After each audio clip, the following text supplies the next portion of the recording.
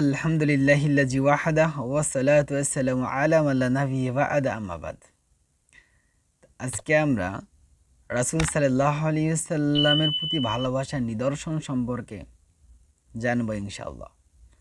রাসূল সাল্লাল্লাহু আলাইহি ওয়াসাল্লামের প্রতি ভালোবাসার নিদর্শন হচ্ছে আল্লাহ রাসূল সাল্লাল্লাহু আলাইহি ওয়াসাল্লাম যে শরীয়ত নিয়ে আগমন করেছেন আর তিনি যে বিধিবিধান রেখে গেছেন তা মনে প্রাণে বিশ্বাস করা, মনে প্রাণে মেনে নেওয়া।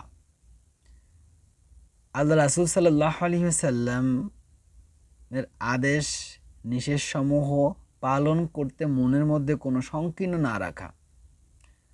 তো রাসূল সাল্লাল্লাহু আলাইহি ওয়াসাল্লামের প্রতি ভালোবাসার নিদর্শন হচ্ছে কথা ও কাজের দ্বারা দিনকে সাহায্য করা, শরীয়ত বিরোধী কোনো কাজ থেকে নিজেকে দূরে থাকা এবং অপরকে দূরে রাখা।